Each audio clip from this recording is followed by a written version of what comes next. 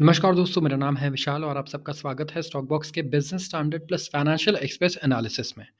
इस वीडियो में हम लोग एनालाइज करेंगे बिजनेस न्यूज़पेपर्स के आर्टिकल्स को। तो अगर आपको शौक है कि आप बिजनेस न्यूज़पेपर्स पढ़ें, आपको टाइम नहीं मिलता है, तो यहाँ पे हम लोग जो सबसे इंपॉर्टेंट आर्टिकल्स है उसे पिक करके बिल्कुल सिंपल एक्सप्लेनेशन हम देते हैं। और यहाँ पे हर चीज़ को हम रिलेट करके भी देखेंगे, क्योंकि ये बड़ा इंपॉर्टेंट है पढ़ते वक्त कि आप रिलेट करो अलग अलग न्यूज़ को एक दूसरे से, और फिर तभी आप इवेल्युएट कर पाओगे कि किस चीज़ से क्या इम्पैक्ट हो रहा है, क्या क्या चीज़ें हो रही हैं इस दुनिया में। एंड मेन गोल क्या है हमारा, ये देखना कि हमारे इनकम, एक्सपेंडिचर एंड हमारे इन्वेस्टमेंट्स पर क्या फ़र्क पड़ेगा, जितनी भी इवेंट्स दुनिया में हो रही हैं उससे। शुरुआत करूँगा मैं सबसे पहले आर्टिकल से, और ये है इंडिया के शेयर बाज़ार के बारे में। हम लोग शेयर बाज़ार से रिलेटेड टॉपिक ज़रूर कवर करते हैं, क्योंकि we are also working in share market, we are a research analyst. तो यहाँ पे आप देखिए 28,677 करोड़ का सेल ऑफ हुआ है बाय एफपीआईज़ अनअबेटेड इन नवंबर। इसका मतलब क्या है? 28,677 करोड़ के स्टॉक्स, शेयर्स इंडियन कंपनीज़ के बेच दिए गए हैं। किसने बेचे हैं? जो फॉरेन इन्वेस्टर्स हैं। एफपीआई का मतलब होता है फॉरेन पोर्टफोलियो इन्वेस्टर्स, अनअबेटेड इन नवंबर, और ये डेटा है किसका? नवंबर का। तो फॉरेन पोर्टफोलियो इन्वेस्टर्स अभी भी पुल आउट कर रहे हैं। कहाँ से? Indian debt and equity market से। तो दो चीज़ें हैं जहाँ से आप पैसे ले सकते हो एज अ कंपनी। आज अगर आप मुझे बोलो कि सर मुझे ना पैसों की ज़रूरत है, तो मैं क्या बोलूँगा? या तो बैंक से लोन लो, या फिर कोई कहीं से और से भी आप लोन लो, जिसे हम लोग बोलते हैं डेट, उधार। और दूसरा तरीका क्या है? अपने इक्विटी बेचो। इक्विटी मतलब आपकी कंपनी पूरी 100% है, आप 10% बेच दो किसी को। ठीक है, 10% आपने बेच दिया, 1 करोड़ में आपके पास 1 करोड़ आ गए, उसे आप बिज़नेस में इन्वेस्ट करो। आप ये कर सकते हो। तो ये क्या होगा? ये ड्रिवन होगा largely bye rising US bond yields and strengthening dollar. सबसे पहले तो डॉलर बहुत तेज़ी से स्ट्रेंथन हो रहा है, और दूसरा क्या है, यूएस में बॉन्ड यील्ड्स भी बहुत बढ़ रहे हैं। तो बॉन्ड यील्ड्स का मतलब ये होता है कि मान लीजिए आज आपको मैं एफडी पे 7% दे रहा हूँ, तो क्या आप शेयर बाज़ार में 8% के लिए पैसा लगाओगे इक्विटी में? नहीं, क्योंकि यहाँ पे रिस्क है। और ये क्या है? रिस्क फ्री है ये। तो रिस्क फ्री जहाँ पे है, वहाँ पे 7% मिल रहा है, मैं वो लूँगा, ना कि 8% पे रिस्क वाला लूँगा। तो ये एक एग्ज़ाम्पल है, ऑल्दो शेयर बाज़ार में रिटर्न 8% से काफ़ी ज़्यादा आपको मिलता है, लेकिन रिस्क भी ज़्यादा रहता है। तो यहाँ पे आप ये देखिए कि यूएस बॉन्ड यील्ड्स बढ़ गए हैं, मतलब जो फिक्स्ड एफडी की तरह होता है बॉन्ड यील्ड्स, 7% फॉर एग्ज़ाम्पल है, लेकिन वहाँ पे तो कम है। तो वो बढ़ गए हैं, लेकिन तो एक तो लोग वहाँ इन्वेस्टर्स पैसा डाल रहे हैं सेफ जगह पे, और एक डॉलर भी बढ़ जा रहा है। तो मान लीजिए इंडिया में शेयर मार्केट भले ही 10% ऊपर बढ़ जाए, लेकिन अगर रुपया, ठीक है, डॉलर के अगेंस्ट 10% गिर गया, तो फिर आपका रिटर्न तो 0% हुआ ना। मैंने अगर लेट्स से पाकिस्तानी रुपए में 1 करोड़ की ज़मीन ली, ज़मीन की दाम 2 करोड़ हो गए, लेकिन पाकिस्तानी रुपए जो है अब वो 50% वहाँ से गिर चुका है। तो ज़मीन के दाम तो मुझे बढ़ के मिले, लेकिन जब मैं उसे इंडियन रुपए में कन्वर्ट करूँगा, तो मेरे पास उतने ही पैसे आएँगे 1 साल पहले जो मैंने लगाए थे, रियलिटी में। तो करेंसी इसीलिए बहुत ज़रूरी है कि आप स्टेबल हम लोग रख पाएँ, और डॉलर इस टाइम पे हर करेंसी के अगेंस्ट काफ़ी तेज़ी से मजबूत हो रहा है, सिर्फ़ इंडियन करेंसी की बात यहाँ पे नहीं है। ठीक है, पूरा डॉलर इंडेक्स अगर आप देखेंगे, डीएक्सवाई नाम है, चेक कीजिए, सारी करेंसीज़ वीक हो रही हैं डॉलर के अगेंस्ट। नेट बेसिस पे अगर आप बात करें, तो करीब इन्होंने 8,750 करोड़ के गवर्नमेंट सिक्योरिटीज़ इन्होंने बेच दिए हैं।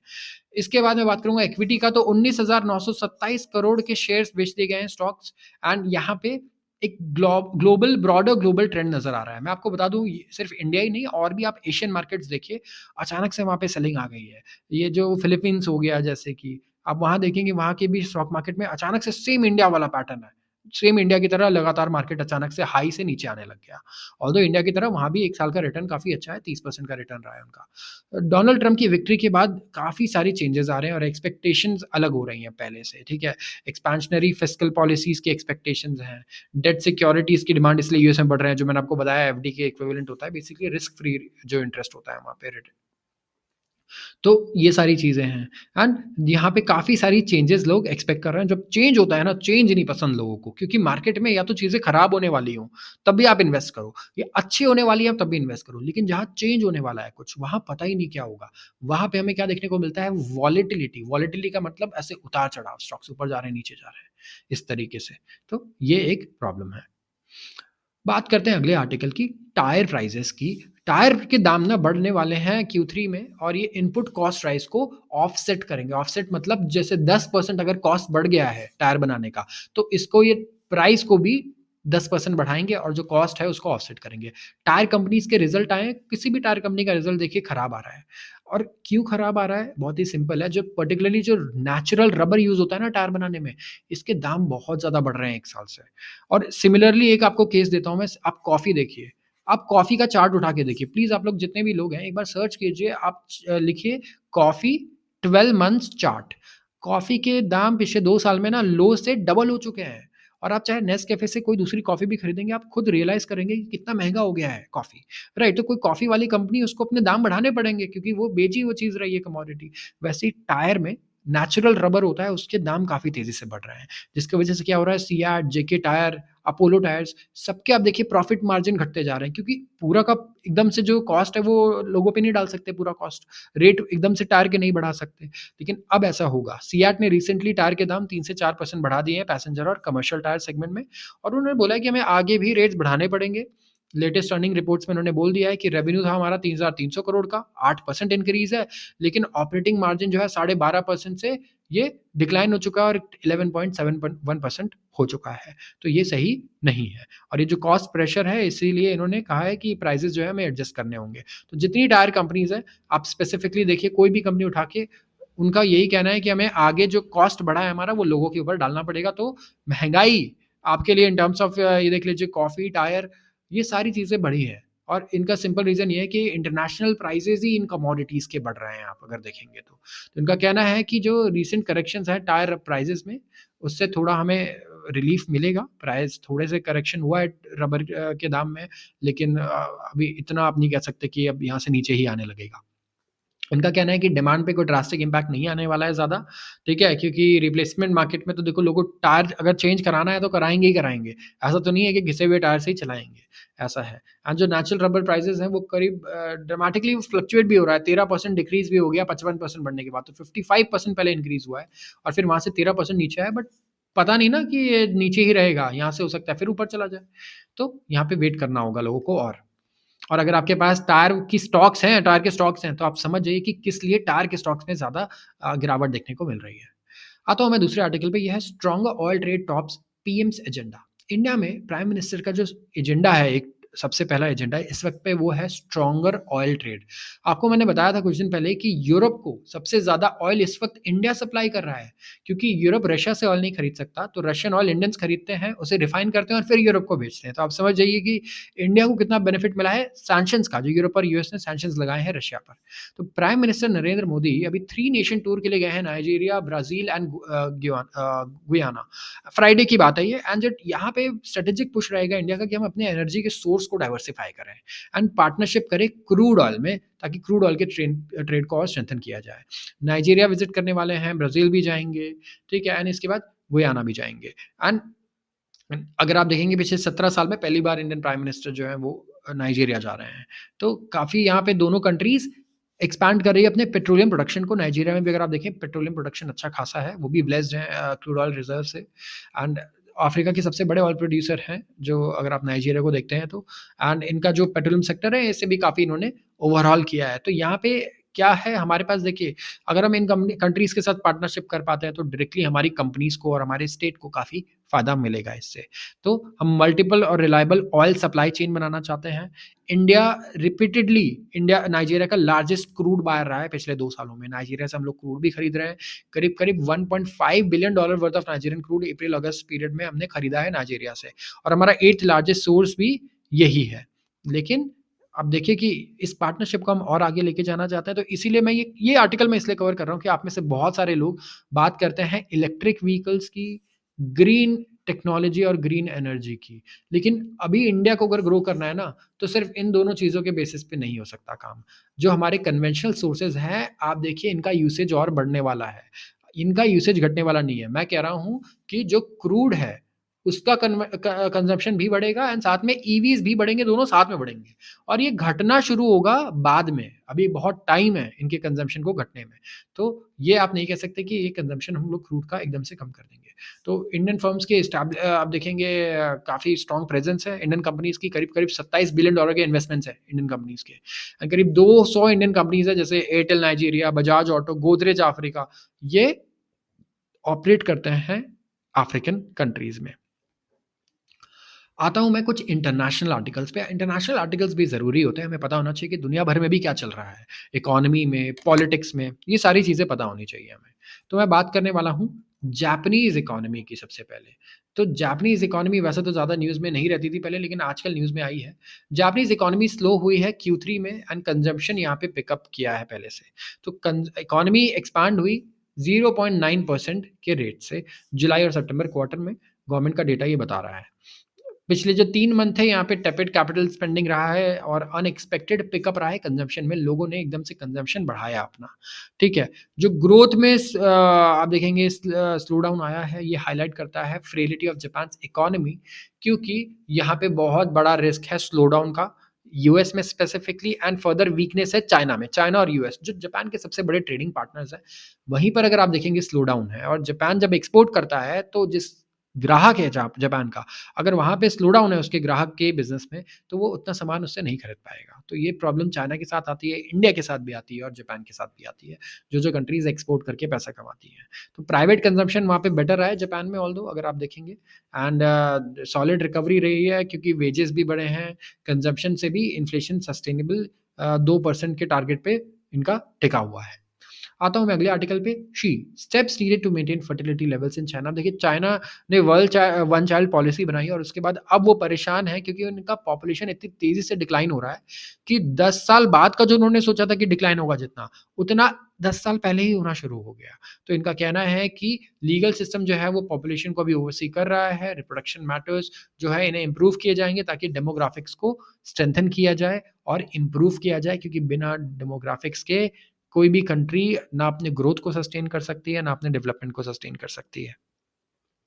Hyundai names third co-CEO to navigate Trump challenges. Hyundai motor ने नेम किया है एक थर्ड सीईओ को, इनके US chief and global chief operating officer as co CEO, जो पहला अपॉइंटमेंट है किसी फॉरेन नेशनल का इस रैंक पे साउथ कोरियन कंपनी में। एंड ये जो मूव है along with appointment of a former US diplomat, ताकि एक ग्लोबल एक्सटर्नल अफेयर्स देखिए। अब देखिए डोनाल्ड ट्रम्प के आने के बाद ना सारी कंपनीज में बोलूंगा थोड़ा सा शेक हो गई है यहाँ पे। एंड अब देखिए ये अमेरिकन को इन्होंने अमेरिकन हायर किया है नेविगेट करने के लिए कि जब डोनाल्ड ट्रम्प आते हैं तो किस तरीके से ये आगे यूएस मार्केट में अपना बिज़नेस को सस्टेन कर पाएँगे अच्छे तरीके से। क्योंकि यहाँ पे बात हो रही है टैरिफ्स की, टैक्सेस की, बाहर की कंपनी पे ज़्यादा टैक्स लगाने की। तो किया जो है ये दुनिया का तीसरा सबसे बड़ा ऑटोमेकर है करंटली, 3 को-सीईओज़ हैं इनके एंड जो मुनोज़ हैं, जो अभी हायर किए गए हैं, इन्हें आउट रैंक करेंगे कौन? इनके को-सीईओ, जो ग्रैंडसन है कंपनी के फाउंडर के एंड एग्जीक्यूटिव चेयर भी हैं। X sues to block California's Deepfake Deception Act।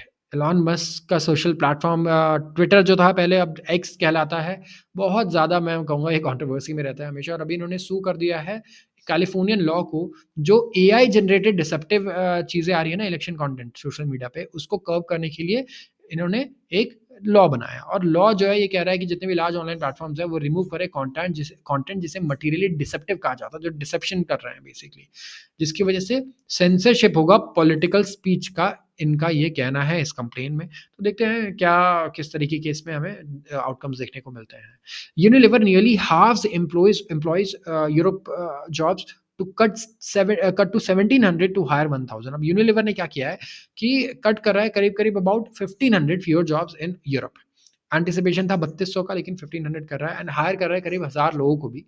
Primarily जो अफेक्टेड है by its cost cutting drive, जो for its to soon to be spun off ice cream business. तो यहाँ पे कॉस्ट कटिंग देखने को दुनिया भर में हमें कॉस्ट कटिंग देखने को मिल रही है, क्योंकि क्या हो रहा है ना, रेवेन्यू बढ़ रहा है, सेल्स बढ़ रहा है कंपनीज का, लेकिन कॉस्ट भी बढ़ रहा है चीज़ों को बनाने का। जब कॉस्ट बढ़ जा रहा है तो जितना आप पहले सेल कर रहे थे उससे 10% ज़्यादा सेल करके भी आप प्रॉफिट उससे कम कर रहे हैं पहले से। ये चीज़ सही नहीं है। तो सारी कंपनीज़ इसके लिए क्या कर रही है, लोगों को फायर भी कर रही हैं। आप देखिए इस टाइम पे भी job market is tough, easy नहीं है इंडिया में भी जॉब्स वगैरह ढूँढना इस टाइम पे अच्छे लेवल पे। तो फ्रेशर्स को भी प्रॉब्लम हो रही है, तो यही एक काफ़ी बड़ा रीज़न भी है। US cements TSMC grant before Trump takes over. US department commerce department ने फ्राइडे को कहा कि उसने फाइनलाइज़ किया है एक 6.6 बिलियन गवर्नमेंट सब्सिडी दी है। इतनी बड़ी सब्सिडी किसके लिए? ताइवान सेमीकंडक्टर मैन्युफैक्चरिंग के लिए, जो यूएस यूनिट ये सेटअप करेंगे सेमीकंडक्टर प्रोडक्शन के लिए फिनिक्स, एरिज़ोना में। एंड ये बाइंडिंग कॉन्ट्रैक्ट होगा प्रिलिमिनरी एग्रीमेंट के बाद, ये अनाउंस किया गया अप्रैल में। एंड ये फर्स्ट मेजर अवार्ड है जो अवार्ड किया गया है अंडर $52.7 बिलियन प्रोग्राम, जो 2022 में क्रिएट किया गया था। तो सेमीकंडक्टर को अपने लोकली यूएस में बनाने के लिए यूएस ने बिल्कुल ठान लिया है एंड ये करके ही रहेंगे। ये अपने चिप्स को सेमीकंडक्टर चिप्स को बाहर नहीं दे जाने देना चाहते हैं। Q commerce hurting kiranas and delivery CEO. Q commerce platforms जैसे ब्लिंकिट, ज़ेप्टो, इंस्टामार्ट, अब तो फ्लिपकार्ट, अमेज़न भी बोल रहे हैं लाने के लिए, 10 मिनट में डिलीवर कर देते हैं ये सब चीज़ें। ये कहना है डिलीवरी के सीईओ का, डिलीवरी का आपने नाम सुना होगा, ये भी लॉजिस्टिक्स कंपनी है, हमारे कोरियर सर्विसेज़ ये प्रोवाइड करते हैं, कि ये किराना शॉप्स को ना काफ़ी हर्ट कर रहे हैं, स्मॉल रिटेलर्स को भी। एंड यहाँ पे जो लार्ज चंक है डिलीवरी के रेवेन्यू का 62%, वो आता है एक्सप्रेस पार्सल शिपमेंट से, largely by e-commerce firms. And यहाँ पे इन्होंने तो क्विक कॉमर्स की बात की, लेकिन ई-कॉमर्स जो है वो भी अच्छा खासा अगर आप देखेंगे तो अफ़ेक्ट हो रहा है, और वो खुद आ रहा है इस सेगमेंट में, क्योंकि ई-कॉमर्स को भी प्रॉब्लम हो रहा है क्विक कॉमर्स को देख कर के। तो it is not necessarily the most popular opinion, लेकिन रियलिटी ये है कि जो क्विक कॉमर्स है ना, वो इम्पैक्ट कर रहा है किरानास को, एंड इम्पैक्ट कर रहा है ई-कॉमर्स को भी, बट इतना ज़्यादा नहीं इम्पैक्ट कर पा रहा है, ऑल्दो फ्लिपकार्ट, अमेज़न को, लेकिन कहीं न कहीं वहाँ भी फ़र्क पड़ रहा है। तो जो बारबास के कमेंट आए हैं, ये तब आया है जब एक व्हाइट पेपर लेकर आया गया confederation of all India traders द्वारा, जिसमें ये एलिगेशंस लगे हैं कि क्विक कॉमर्स प्लेटफॉर्म्स मिसयूज़ करते हैं एफडीआई को, फॉरेन डायरेक्ट इन्वेस्टमेंट नॉर्म्स को, डोमिनेट कर रहे हैं सप्लाई चेन को, इन्वेंट्री भी कंट्रोल करते हैं और बहुत डीप डिस्काउंट्स दे देते हैं, जिसकी वजह से लोग किराना स्टोर की जगह इनसे सामान खरीदना प्रेफर करते हैं। एंड यहाँ पे ये प्लेटफॉर्म जो है, करीब-करीब इस पे 54,000 करोड़ का तो एफडीआई है लगा हुआ। तो बारवा ने फर्दर ऐड किया कि यहाँ पे मार्जिनल इम्पैक्ट होगा ई-कॉमर्स पे, जैसे कि फ्लिपकार्ट या अमेज़न, लेकिन जो कैटेगरीज़ हैं जैसे ब्यूटी और पर्सनल केयर या फंडामेंटल एसकेयूज़ हैं, वो डिफरेंट है टू लार्ज एक्सटेंट। एंड अगर आप देखेंगे कोई भी सब्ज़ी खरीद रहा है, फ्रूट्स खरीद रहा है क्विक कॉमर्स ऐप से, वो ऐसी चीज़ है जो वो फ्लिपकार्ट या अमेज़न से खरीदेगा या मीशो से खरीदेगा, राइट? सब्जियाँ आप क्विक कॉमर्स से खरीद सकते हो कि 10 मिनट में आ जाएँगी वो। तो इनका ये कहना है। तो एक अर्लिएस्ट कॉल में इन्होंने भी पॉइंट आउट किया, जो कस्टमर है शिफ्ट हो रहे हैं क्विक कॉमर्स ऐप्स पे, ई-कॉमर्स प्लेटफ़ॉर्म से भी, नॉन ग्रोसरी नीड्स के लिए भी, जो इम्पैक्ट सिर्फ़ किराना को ही नहीं करता है। तो देखिए फ्लिपकार्ट और अमेज़न भी सतर्क हो गए हैं अब। जो ज़ोमैटो का ब्लिंकिट है एंड स्विगी का इंस्टामार्ट है और ज़ेप्टो है, इनसे अगर आप देखेंगे तो काफ़ी सतर्क हो रहा है कौन? बड़े-बड़े ई-कॉमर्स जायंट्स, कि कहीं इनका बिज़नेस भी ये ना डिस्टर्ब करने लगे। एंड मुझे तो लगता है पूरी तरीके से कि कहीं न कहीं इनका बिज़नेस काफ़ी अफ़ेक्ट हो रहा है और आगे होगा। अगर इन्होंने भी ऐसे प्रोडक्ट्स बेचने शुरू कर दिए क्विक कॉमर्स ने भी, जो फ्लिपकार्ट बेच रहा है, तो मैं कहूँगा कि ऐसा बिल्कुल हो सकता है कि कुछ दिन बाद आप एक पूरा फ्रिज, पूरा एसी 10 मिनट में ऑर्डर करें और आपके घर पे वो पहुँच जाए। जो आप क्विक कॉमर्स से कर सकते हैं, लेकिन आप ई-कॉमर्स से नहीं कर सकते, और लोगों को तुरंत आदत हो गई है चीज़ों की कि 10 मिनट में आ जाए। एक प्रॉब्लम रही है कि फ्लिपकार्ट पे भी जब आप ऑर्डर करते हैं तो 1 हफ्ता कई बार ऐसा लगता है हम वेट नहीं कर पाएँगे, 3 दिन वेट नहीं कर पाएँगे उस सामान के लिए। तो क्विक कॉमर्स ना इस चीज़ को सॉल्व कर सकता है। क्विक कॉमर्स अगर आप ₹200 एक्स्ट्रा भी दे रहे हैं महँगे सामान के लिए एंड वो तुरंत आ जा रहा है, डिस्काउंट कम है आपके घर पे, तो आप वो प्रेफ़र करेंगे कि मुझे वो तुरंत मिल जाए। तो ये एक काफ़ी बड़ा मैं कहूँगा साइकोलॉजिकल इम्पैक्ट है, जो साइकोलॉजिकल फिनोमेनन है, जो फ़ेवर कर रहा है क्विक कॉमर्स को ओवर ई-कॉमर्स।